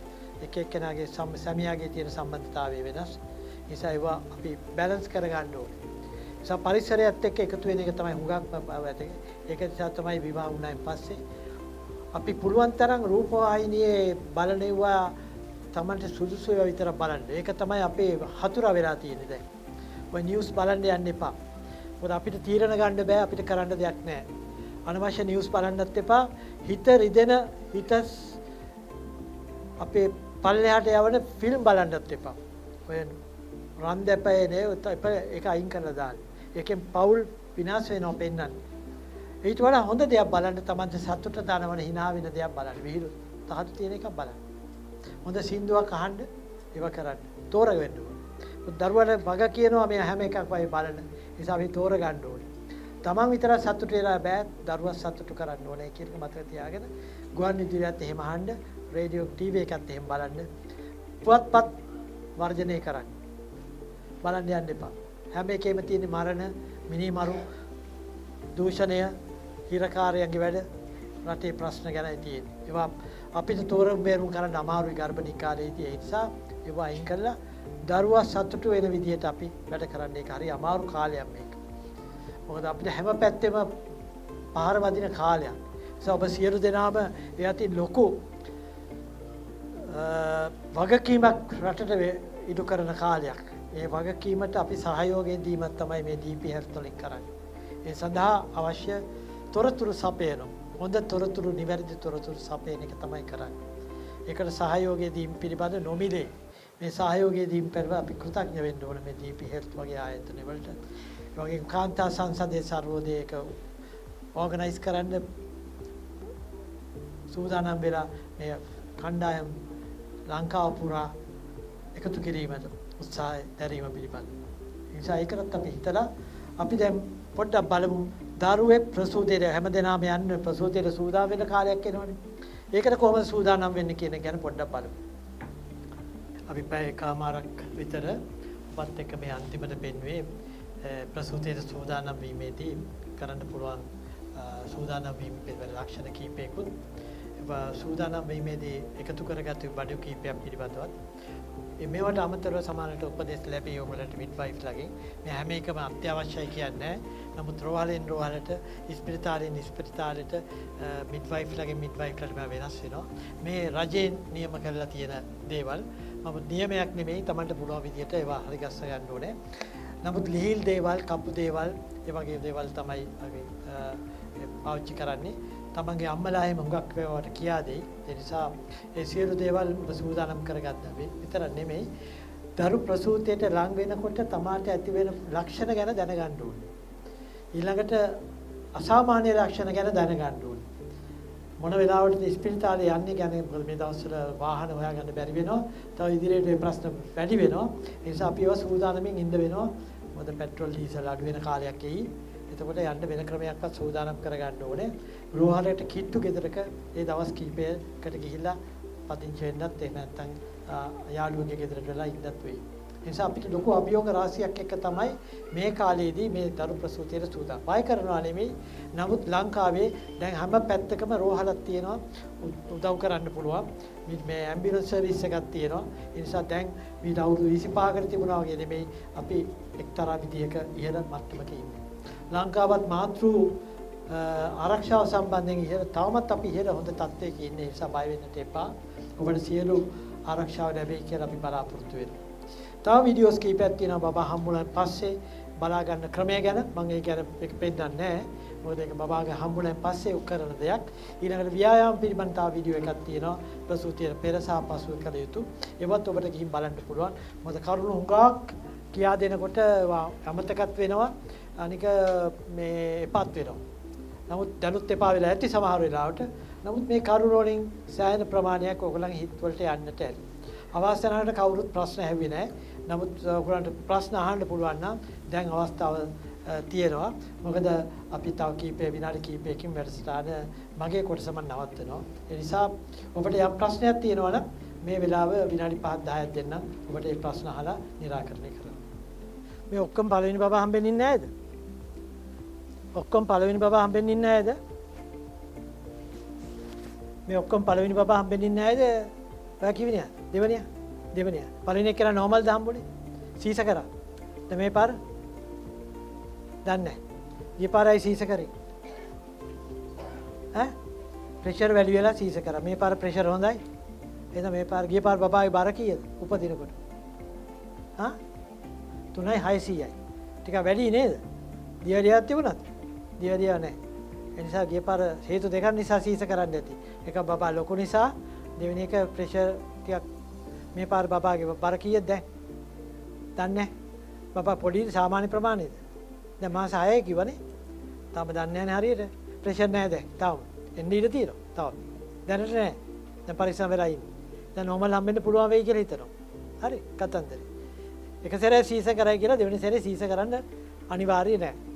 හේතු තියෙනවා. ඒ අනුව සාමාන්‍ය විදිහට ප්‍රෙෂර් නෝමල් නම් බබායි බරත් සාමාන්‍ය ප්‍රමාණයට තියෙනවා නම් නෝමල් බබා පිහිටීමත් හොඳ නම් නෝමල් හම්බෙන්න ඉඩ තියෙනවා. ඉතින් පාය වෙන්න දෙයක් නැහැ. දැන් ප්‍රශ්නයක් හදලා උත්තරේ දුන්නා. ඔයාගේ කීනි බබාද? ඈ? දෙවෙනි බබා. පළවෙනි බබා නෝමල් හම්බුනේ. ඔයාලගේ වයස කීයද? 31යි. පළවෙනි බබාගේ වයස කීයද? අවුරුදු 2මාරයි. දෙකමාරකට පස්සේ තමයි මේ හම්බෙන්නේ. උපත් පාලන ක්‍රමයක් පාවිච්චි කරාද ඔය අතරේ? මොකද පාවිච්චි කරේ? මහත්ය පාවිච්චි කරා. ඒත් ඔයා පාවිච්චි කරා. මහත්ය පාවිච්චි කරා. හරි හොඳයි. ඒකින්ද අවුරුදු 2ක් අපි පොඩි පරතරයක් දුන්නා. ඒකත් හරි අවශ්‍යයි. බබෙක් හම්බෙච්ච ගමන් තව බබෙක් හම්බෙන්න ඉස්සෙල්ලා අපි නිවාඩුවක් දෙන්න ඕන ගර්භාෂයට. ඒද උපත් පාලන ක්‍රමයක් පාවිච්චි කරන්න ඕනේ. ඒක මිඩ්වයිෆ් එක කතා කර ගන්න ඕනේ. තමාට සුදුසු ක්‍රමයක් තමා තෝරා ගන්න ඕනේ. ඒ හින්දා ඒක කරන්න ඕනේ. නැත්තම් මොකද්ද හදිස්සියෙම දැන් මේ සීස කරපු එක්කෙනාට තව මාසෙකින් බබෙක් හිටියා නම් එහෙන් බබා හම්බුණා ලොකු ප්‍රශ්නයක් වෙනවනේ. ඒ හින්දා ඒක ගැන අපි හිතන්නට වෙනවා. මෙයා ඒක හිතලා තියෙනවා. බොහොම සතුටුයි. පළවෙනි බබාගේ වයස කීයද? 2මාරයි. එයා පුතාද දුවද? පුතේ. හොඳයි. කොහොම හොඳයි. ඔයාගේ පළවෙනි බබා වයස කීයද ඔයාගේ? ඇහෙන්නේ නැහැ මට. 31යි. 31ද? 33යි. බඳලා කොච්චර කාලද? කසාද බඳලා කොච්චර කාලද? අවුරුදු 2යි. බබෙක් දැන් මාස කීයද? මම කඩහැනවලු. 7යි. මාස 7. මොකද ප්‍රශ්නයක් තියෙනවද මේ මාස 7? මොනවද ප්‍රශ්න කියලා කියන්නේ මම ප්‍රශ්න කියලා ඔයාලට හිතන්නේ මොනවද? මම කියනවා මොනවද ප්‍රශ්නයක් තියෙනවද කියලා. ඔයාලට තියෙන ප්‍රශ්න මොනවද ප්‍රශ්න කියලා මම මේ කියන්නේ. ක්ලිනික් එකේ මොකුත් කිව්වද? බබාගේ වර්ධනය හොඳයි කිව්වද? ලේ ගමන හොඳයි කිව්වද? සීනි නැහැ කිව්වද? බබා හොඳට දඟලනවද? දැන් බබා හොඳට ඉන්නවයි කියලා කිව්වා. ඔයාගේ උස කීයද? පිට ගන්න බලන්න. උස ටිකක් අඩුයි නේද? කීයද උඩ? දන්නවද? උස කීයද? BMI කියන එක දන්නවද? BMI කියන එකක් හොයලා තියනවද? උසයි බරයි එකතු කරලා. ඒක ගැනත් මේ වීඩියෝ එකේ තියෙනවා. දෙවෙනි වීඩියෝ එකේ ඒක ගැනත් හොයලා බලන්න. BMI කියන එක අහලා නැති අය කතා උස්සන්න බලන්න BMI කියන එක. BMI කියන එක අහලා නැති කවුරු හරි ඉන්නවනම් අත උස්සන්න. BMI කියන එකක් අහලා තියෙනවද ඔක්කොම? ඔක්කොම අහලා තියෙනවා. ක්ලිනික් යන්නේ. අහලා තියෙනවද? body mass index. ශරීර දර්ශකය කියන එකක් අහලා තියෙනවද? BMI හොඳ නැත්තේ මොන වගේ අයගෙද? BMI සංඛ්‍යාව මොකද්ද දන්නවද? ඒක දන්නේ නැහැ. මිඩ්වයිෆ්ලා කියා දෙනවා. උසයි බරයි එකතු කරලා BMI අගයක් ගැන කියා දෙනවා. 18.5 අඩු නම් එයා කෙට්ටු පෝෂණය අඩු එක්කෙනෙක්. 18යි 25 අතර ඉන්නවනම් හොඳට තියෙන එක්කෙනෙක්. 25ට වැඩි 30ට වැඩි නම් ඉතින් තරබාරු එක්කෙනෙක්. ටිකක් දියවැඩියා පැත්තට බර එක්කෙනෙක්. ඉතින් අපි උත්සාහ කරනවා සාමාන්‍යයෙන් 25ක් විතර තියාගන්න. ඒක ගණනය කරලා ඒක කියා දෙනවා ක්ලිනික් එකේ. හුඟක් කෙට්ටු බර අඩු අයගේ තමයි BMI අඩු. දැන් මෙතන අයගේ මට පේන විදිහට BMI සාමාන්‍ය තියෙන අය තමයි ඔක්කොම ඉන්නේ. ඒකින්ද බය වෙන්න දෙයක් නැහැ. උගාක් කෙට්ටු ආයත් නැහැ, උගාක් මහත ආයත් නැහැ. සමහර අය මහතයි වගේ පෙවුනට මහත නැහැ. ඒ ගර්භණී කාලයේදී කොච්චර විතර කිලෝග්‍රෑම් ගාණක් වැඩි වෙන්න ඕනද මාස 10යිදී? මාස 10යිදී අපි පටන් ගන්නකොට කිලෝ 50ක් නම් මාස 10ක් වෙනකොට කිලෝ කීයක් විතර එන්න ඕනද සාමාන්‍යයෙන්? බබා හම්බෙන්න පටන් ගන්නකොට 50යි කිලෝ. මාස 10ක් යනකොට කිලෝ කීයක් විතර තිබුණොත් හොඳයිද? ඒ ගැනත් මේ වීඩියෝ එකේ තියෙනවා. ඒකත් ඔයගලන්ට බලා ගන්න පුළුවන්. සාමාන්‍යයෙන් මාසයකට කිලෝ 1ක් විතර වැඩි වෙනවා නම් නෑ 700ක් විතර වැඩි වෙනවා නම් හොඳයි. හරිද? එතකොට එහෙම වුණා නම් කිලෝ 10ක් විතර වැඩි වෙන්න එපායි මාස 10යිදී. හරිද? මාසෙකදී කිලෝ භාගයක් විතර වැඩි වෙනවා නම් ඒත් එතකොට ටිකක් මදි. ටිකක් එතකොට යාගේ ආහාර පාන වෙනස් කරන්න ඕනේ, මහන්සි වෙන ගතිය අඩු කරන්න ඕනේ, මහත්යල ටික වැඩ පවරන්න ඕනේ. ඒකයි කරන්න ඕනේ. හරිද? මහත්යා වැඩ කරනවා මදි ඒ කියන්නේ. ඔයා වැඩ කරනවා වැඩි. ඒකයි ඔයාගේ බර අඩු වෙලා තියෙන්නේ. ඒකයි කරන්න වෙනස් කරගන්න ඕනේ. කෑම කාලා විතරක් මදි. ඒකින්ද ඒකත් කරගන්න. හරි? ඔක දැන් ෆෝම් එක පුරවන එක පුරවන ගමන් තමයි මේ කතා කරන්නේ. right. ඔයාගේ කිවෙරියන්? හා? දෙවනියා? පළවෙනි එක කරා? normal? සීසර්. ඇයි සීසර් කරේ? මොකද මම පාත් කරලා කතා කරන්නේ? හાર્ට් එකේ ශබ්ද වෙනස් බබාගේද ඔයාගේද? ඈ? ඔයාගේ හાર્ට් එකේ ශබ්ද වෙනස් කිව්වා. මොකක්ද දන්නේ ශබ්දේ? ඔයාගේ හાર્ට් එකේ ශබ්දය අඩුයි. දැන් වැඩිද? අද නම් වැඩි වෙන්න ඇති. හොඳට. හෘද රෝගයක් තියෙනවද ඔයාට? පේස් මේකර් එකක් දාලා තියෙන්නේ. ගාලද බබාව ගත්තේ? කොහෙද කරේ? කාසල් එකේ. දැන් පේස් මේකර් එක ගැලෙව්වද? මෙයා කතා කරනවා පේස් මේකර් එකක් ගැන, හදවතේ ප්‍රශ්නයක් ගැන ඈ. ඔයගොල්ලන්ට ඒක අදාළ වෙන්නේ නැහැ මෙයාගේ ප්‍රශ්නයක්. දැන් මේ පාර අවශ්‍ය වුණේ නැහැ. දාලා තියෙන්නේ. දැන් දාලා තියෙන්නේ. දාන්න ඕනේ කිව්වා. දැන් හොඳට ඉන්නවා. ඔයා දැන් හදවත ආරක්ෂා කරගන්නේ කොහොමද? ඒක දැනගන්න එපා. ඒවා මේවයි නෑ. ඒක විශේෂ එකක්. ඔයා හදවතේ ආරක්ෂා කරගන්න හිත සතුටින් තියාගන්න ඕන. හිත දුක් වෙන, තැති ගැනෙන, බය වෙන එකක්වත් මහත්යක් දැනගන්න ඕනේ. ඔයාගේ හදවත ගැහෙන එක වැඩි කරන්න නරකයි. ඒ ගැහුනොත් වැහෙන්න බෑ ඔයාගේ හදවත. එහෙනම් බය වෙන ඒවා, තැති ගන්න ඒවා, අනික් අයගේ රණ්ඩු කරන තැන් වලට යන්න එපා. සතුටෙන් හොඳ මියුසික් එකක් අහලා රණ්ඩු කරගන්න නැතුව හොඳට අපි කිව්වා. වයි. පස්සේ හાર્ට් එකේ ඒ හෘද ශබ්ද වෙනස් කරලා දෙයි. හරි. ඒක පොඩි සංකූලතාවයක්. නමුත් දැනට ප්‍රශ්නයක් නැහැ. හෘද රෝග වෛද්‍යවරු බලනවා. දෙගොල්ලෝ බලනවා නේද? ඒක දෙගොල්ලෝ බලා ගන්න ඕන. හදවත මහත්යෝ බල වෙනම බලා ගන්නවා. වියෝජි වෙනම බලා ගන්නවා. එහෙනම් ඔයා යන්නේ හොඳම ස්පිරිතාලයකට. හදිස්සියක් වුණොත් ඔයාලට යන්න පුළුවන් හොරණ ස්පිරිතාලයකට. ඒගොල්ලෝ එතනින් එහාට යවයි. එතරත් යන්න පුළුවන්. මොකද හදිස්සියක් වුණොත් එතරත් හොඳ වෛද්‍යවරු ඉන්නේ. නමුත් ඔයාව ඇම්බියුලන්ස් එකෙන් හදිස්සියක් වුණොත් යවයි. මට පේස් මේකර් එකක් පස්සේ දායි. හදිස්සියක් වුණොත්. හරි. ඒ විශේෂ අවස්ථාවක් ඒක. මම ඔයාගෙන් අහන්නේ. ඔයාගෙන් අහන්න. ඔයාගේ වයස කීයද? මාස්ක් එකක් පොඩ්ඩක් පාත් කරලා කතා කරන්න. 31යි. ඔක්කොම දෙකයි. දෙවෙනියද? පළවෙනි ඔක්කොම දෙවෙනි අය. පළවෙනි කෙනා නෝමල් හම්බුණා. කොහෙද හම්බුනේ බබා? පොරණ. වයස කීයද බබාට? වයස 7යි. දෙවෙනි එක්කෙනා අවුරුදු 7කට පස්සේ හම්බෙන්නේ. දැන් උපත් පාලන ක්‍රමයක් පාවිච්චි කරාද? මාත්‍යා තරහ වෙලා හිටියද? උපත් පාලන ක්‍රමයක් පාවිච්චි කරා. මොකක්ද පාවිච්චි කරේ? ලූප් එකක් දාලා තිබුණා. ලූප් එක කියන එක ඔයගොල්ලෝ ඔක්කොම දන්නවනේ. ලූප් එකක් දාලා අවුරුදු 10ක් වුණත් තියාගන්න පුළුවන්. අපි අවුරුදු 5න් ගලවලා. 5න් ගැලෙව්වනේ. ගැලෙන්නේ නැද්ද? 7න් ගැලෙව්වේ. 7න් ගැලෙව ගමන් බබෙක් හිටියා. එයා ලොකු පරතරයක් දුන්නා. ගෙදර ප්‍රශ්නයි, බබාගේ ප්‍රශ්නයි, මොන්ටිසෝරි ප්‍රශ්නයි, පහේ ශිෂ්‍යත්වයි ඔක්කොම ඉඳලා අවුරුදු 7කට එයා දීලා දැන් දෙවෙනි එක්කෙනා හම්බෙන්නේ ඉන්නවා. මාස කීයද? මාස 3මාරවල හුඟක් ප්‍රයෝජන ගන්න පුළුවන් මේ වීඩියෝ වලින්. ඔක් බලන්න. හැමින් මහත්යව බලන්න හොඳ ප්‍රයෝජනවත් වෙන්න පුළුවන්. උපදිනකොට බබාගේ බර කීයද? 2.900යි. දෙපැත්තට හොඳයි නරක නැහැ. හරිද? දැන් ඔයාගේ බර කීයද? දැන් කීයද බර? 63යි වෙන්න බෑ. 63යි. පටන් ගන්නකොට කීයද? 60යි. 60යි දැන් 63යි. මාස 4යි. නරක නැහැ. නරක නැහැ. මොකද වමනෙක් ගියානේ. නේද? ඔයාගේ මාස කීයද? මාස 7යි. මාස 8යි දෙවෙනි බබාද පළවෙනි බබාද? පළවෙනි බබා. මොන අලුත් අත්දැකීමක් නේද? ඔයාලට උඟක් තියෙනවා මේවා ඉගෙන ගන්න දේවල්. එහෙනම් මේවා දිගින් දිගට මහත්යයි ඔයයි වගේ වයස කීයද? 26යි නේ. ඔය තරුණ පැත්තට එන්නේ එක්කෙනෙක් නේද? බැඳලා කොච්චර කල්ද? අවුරුද්දයි මාස. ඔය රස්සාව කරනවද? රස්සාව කරන්නේ ගෘහණියක් නේද? right. දැන් ඒතකොට එයාට බැඳලා සාමාන්‍ය කාලෙකදී බබෙක් හිටලා දැන් මාස 4යි නේ. මාස 8යි. මාස 8ක් ගියා. දැන් ඉගෙන ගන්න ඇති හුඟක් දේවල්. තව ඉගෙන ගන්න පුළුවන් මේවා බලලා. හරිද?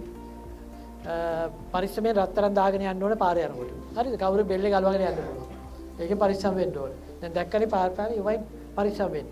හරිද? ඒ හින්දා ඉවයින් ආරක්ෂා වෙන්න ඕනේ. ලිස්සලා වැටෙන තැන් වලින් පරිස්සම් වෙලා ඉන්න ඕනේ.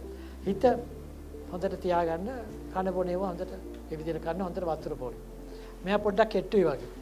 බර කීයද? ඈ? මාස්ක් එක ගලවන්න පොඩ්ඩක් මට ඇහෙන්නේ නැහැ. 37යි. ඈ? 37යි නේද? ඒ කියන්නේ මාස කීයද දැන්? ඈ? මාස 2යි. දැන් තව ටිකක් අඩු වෙන්න ඇති බර නේද? 39 විතර ඉන්න ඇති. 40ට ඉන්න ඇති පොඩ්ඩක් අඩු වෙන්න ඇති. දැන් ටිකක් කල් තියෙනවා යට වැඩි කරගන්න. බබා හම් වෙනකොට 37 එක 47 විතර කරගත්තොත් හොඳයි. ඒකට බය වෙන්න එපා. ඒක ටික ටික වැඩි වෙනවා. හරිද? වගේ උසත් එක්ක බලනකොට BMI ඇත්තේ දන්නවද BMI? කීයේ තියෙන 19යි. ඈ? අඩු පැත්තට තියෙන 18ට අඩුයි. ඔව් 18ට අඩුයි ටිකක්. ඒක පේනවා. ඒක ටික වැඩි කරගන්න පුළුවන් ටික ටික. 22 23 24 විතර වෙයි. බය වෙන්න එපා. හරි බබාගේ වර්ධනය හරි යනවා. හොඳට කාලා බීලා විවේකව ඉන්න ටිකක් මහන්සියට තමයි වැඩ තියෙන්නේ. හරිද? එයාටත් පෙන්නන්න. එයාගේ ශක්තිය පොඩ්ඩක් ඉතුරු කරගන්න ඕනේ. හරිද? ගෙදර රණ්ඩු කරගන්න නැහනේ. ඒක හොඳයි. රණ්ඩු කරගත්තොත් තව බර අඩු වෙනවා. හරිද? කී දෙනෙක් ඉන්නවද ගෙදර ඔයගොල්ලන්? ඔයයි මහත්තයා විතරයි. එහෙනම් ප්‍රශ්නයක් නැහනේ. අනික මහත්තයා කොහෙද වැඩ කරන්නේ? මේකේ. ආයත් මාස 2-3 එන්නේ. ළඟදී ඉන්නේ. කොරණ ඉන්නේ. කොළඹ ඉන්නේ. අය උදව් තියෙනවනේ කියන්නේ. හරි ප්‍රශ්නයක් නෑ. හරි. ඔයා පිටිපස්සේ ඉන්න එක්කෙනා. ඔන්න ඔයගේ BMI ටික වැඩි එක්කෙනෙක්. නේද? කීයද? 34යි. 35යි නේ. අය උසත් එක්ක තරබාරු දියවැඩියව නැහැ. දියවැඩියව නැහැ නේ. බය වෙන්න එපා. පටන් ගන්නකොට කීයද? BMI වැඩිද පටන් ගන්නකොට? දැන් බර කීයද? 80යි. 84ක් විතර. බය වෙන්න එපා. ඒ විදිහට තමයි. right. ඒ හින්දා දැන් මට දියවැඩියාව තියෙනවද කියලා චෙක් කරයි කරෝනේ. දැන් බය දෙවෙනි බබාද? තුන්වෙනි. ඒකයි මෙයාගේ බර වැඩි වෙලා තියෙන ටිකක්. බබාලා දෙන්නේ 3 දෙනෙක් හම් වෙනකොට ශරීරේ පොඩ්ඩක් බර වැඩි වෙනවා. ඒක සාමාන්‍ය දෙයක්. මොකද එකතු වෙනවා. නමුත් බබා හම්බුනන් පස්සේ ස්වභාවික තත්ත්වයටපත් වෙනවා. හොඳයි අපි දැන් අවසාන අවස්ථාවට ඇවිල්ලා තියෙන්නේ. මෙතුමේ එන්නේ ඒක තමයි. right? ඈ ඊට ඕනේ ප්‍රශ්නයක් තියෙනවා අහන්න දැන් 12 මාරයි ප්‍රශ්නේ. කොළ ඔක්කොම පුරවලා ඇති දැන්. ඔයගලන්ට අවස්ථාවක් තියෙනවා ප්‍රශ්න ඕන අහන්න තව. දැන් මම කීප දෙනෙක්ගේ ප්‍රශ්න අහලා ඒගොල්ලන්ගේ උත්තර අරගෙන ඔයගලන්ට කිව්වා. ඔයගලන්ට දැන් එක්කෙනෙක් ගැන හෘද රෝගයක් ගැන කිව්වා. කාටද ප්‍රෙෂර් තියෙන්නේ මෙතන? රුධිර පීඩනය තියෙන එක්කෙනෙක් අත උස්සන්න කවුරුහරි? ඔක්කොම රුධිර පීඩනය හොඳයි. වඩ තියෙනවා ටිකක්. දෙන්නෙකුට ඉන්නවා. මම අහන්නේ කීයද කියලා කීයද? රුධිර පීඩනය වැඩි කියලා කිව්වනේ. මුත්‍රාත් හොඳද මුත්‍රා නරකද? මුත්‍රා හොඳයි නේ. රුධිර පීඩනය අඩු වෙන්න බේත් ගන්නවද? බේත් ගන්නවා. දැන් පාලනයක් තියෙනවා. හොඳයි. බබාගේ වර්ධනය හොඳයිද? බබා වර්ධනය හොඳ නම් රුධිර පීඩනය නරක නැහැ. වර්ධනය හොඳට කරනවා නම් රුධිර පීඩනය පාලනය. ඔයාගේත් බබා හොඳට වර්ධනය වෙනවද? දැන් බේත් ගන්නවද? පාලනය වෙලා තියෙනවද? රුධිර පීඩනය එක මුත්‍රා වල ඇල්බියුමින් තියෙනවද? නැහැ. මුත්‍රාත් හොඳයි. මම අහන්නේ හැම වෙලාවෙම මුත්‍රා එක්ක රුධිර පීඩනයත් එක්ක මුත්‍රා වල ඇල්බියුමින් තිබුණොත් ටිකක් ප්‍රශ්නේ ටිකක් වැඩි. ඒකට කියනවා PT රෝගය කියලා. ඒක ටිකක් ප්‍රශ්නයක් දරුවට බලපාන නිසා. සමහරට හදිසියෙ වැඩි වෙන්නත් පුළුවන්. රුධිර පීඩනය හදිසියෙ වැඩි වුණොත් ලක්ෂණ ගැන කියලා දීලා තියෙනවද? රුධිර පීඩනය වැඩි වුණොත් ප්‍රෙෂර් වැඩි වුණොත් Tamanට දැනෙන ලක්ෂණ ගැන කියා දීලා තියෙනවද? දීලා තියෙනවනේ. එකක් කියන්නේ ලක්ෂණය. ඇයි මල හෙ. ඔළුව කැක්කුම තියෙන ඔක්කොම ඔළුව කැක්කුම තියෙනවා. අපිට තියෙනවා. ඈ? ඔළුව කැක්කුම නිකන් ඇස් නිකන් නිලංකාර වෙනවා, විදුලි කොටනවා වගේ දැනෙනවා. සමහර වෙලාවට මේ පපුව නිකන් මේ මේ අක්මාව තියෙන පැත්තේ රිදෙන්න පටන් ගන්නවා. සමහරට කකුල් හදිස්සියෙම ඉදිමෙනවා. අන්න ඒකයි ප්‍රශ්නේ. ඇඟ හදිස්සියෙම ඉදිමෙනවා. හැම එක්කෙනාම ටිකක් ඉදිමෙනවා. හදිස්සියෙම මේගොල්ලන්ගේ මූණ ඉදිමෙන්න පටන් ගන්නවා. ඇඟිලි හොඳට ඉදිමෙන්න පටන් ගන්නවා. කකුල් ඉදිමෙන්න පටන් ගන්නවා. මුත්‍රා ටෙස්ට් කරලා බැලුවොත් ඇල්බියුමින් පිරීලා තියෙනවා. ඇඟ ලෙඩ ගානේ අන්න ඒකයි.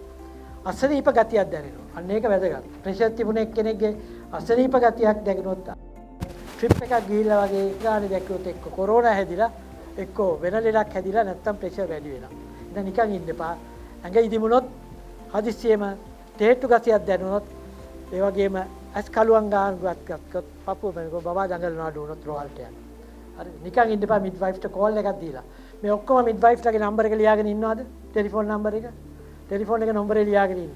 ඔයගොල්ලොත් එක්ක සම්බන්ධය තියාගන්න හදිස්සියක් වුණොත් කෝල් කරන්න. එම්එච් මහත්තයාගේ යා දෙනවා නම් නම්බරේ ලියාගන්න. දීලා තියාගන්න හදිස්සියක් වුණොත් කෝල් එකක් ගාලා උපදෙසක් ගන්න.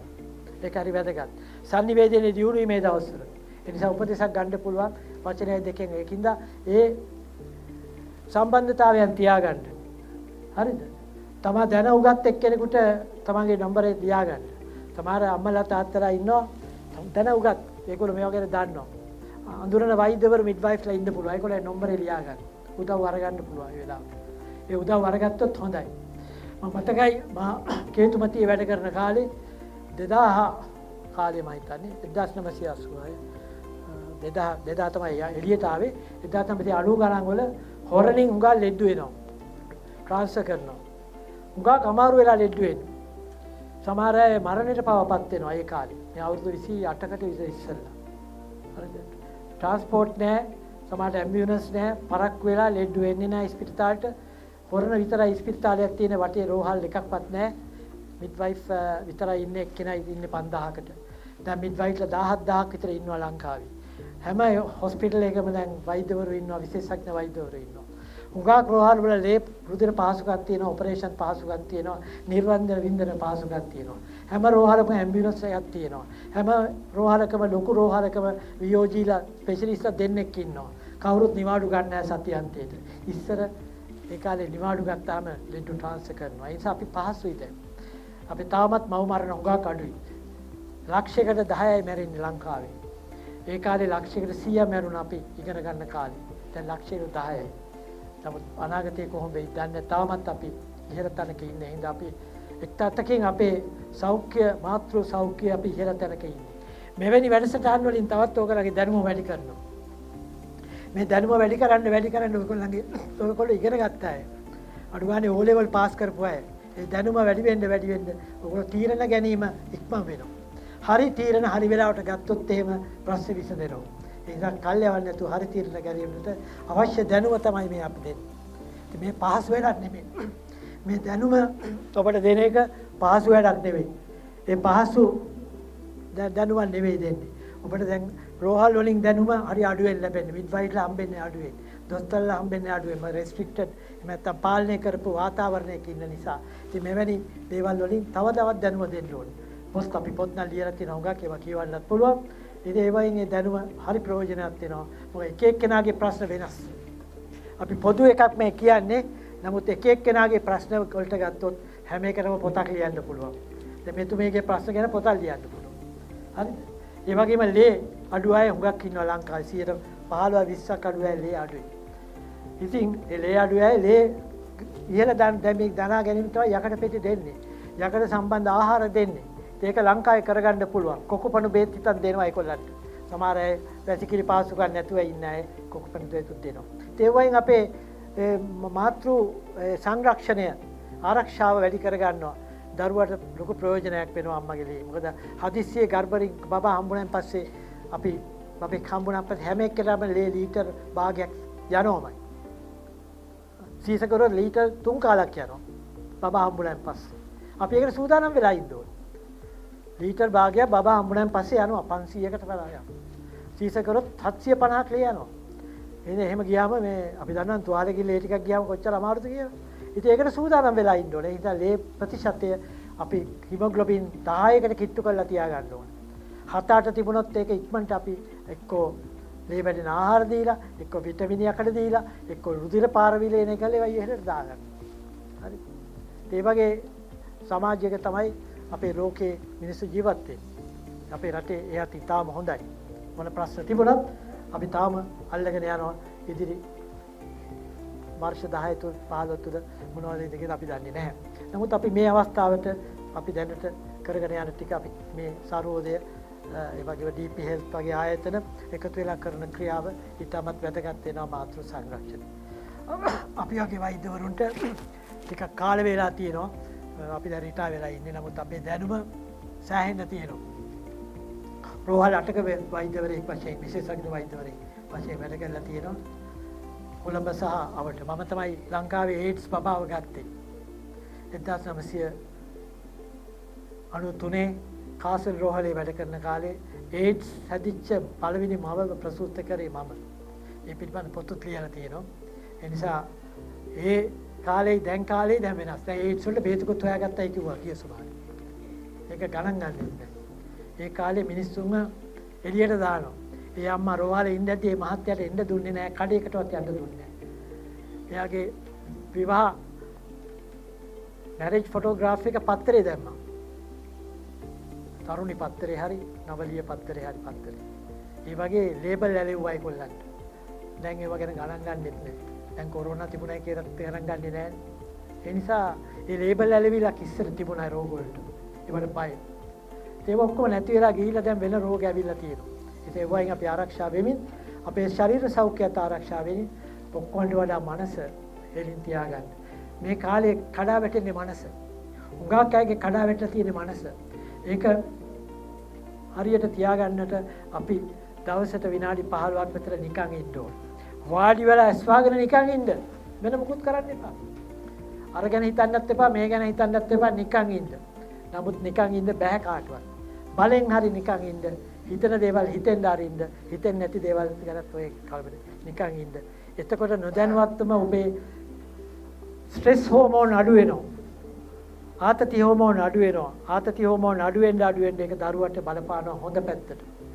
ඒ නිසා මාත්‍යයි නෝලයි නිකන් ඉන්න විනාඩි 15ක් දවසට. ශරීරය ලිහිල් කරගන්න මං කිව්වා වගේ හිසේ ඉඳලා පල්ලෙහාට ශරීරය ලිහිල් කරගන්න. ඒ ටිකයි හොඳට වතුර ටික බොන්න, ආහාර ටික අපි කියපු විදිහට කන්න. එහෙම උනාට පස්සේ මේකට මුහුණ දෙන එක අපහසු නෑ. මොකද අපිට අවශ්‍ය වෛද්‍ය පහසුකම් අපිට තියෙනවා. දැනුමක් තියෙනවා. නමුත් අපේ හිත හදාගන්න එකයි, කය හදාගන්න එකයි කාටවත් කරන්න බෑ. අපි තමයි කරන්නේ. ඉතින් ස්වාමි පුරුෂයයි භාර්යාවයි මේ වීඩියෝ බලන්න.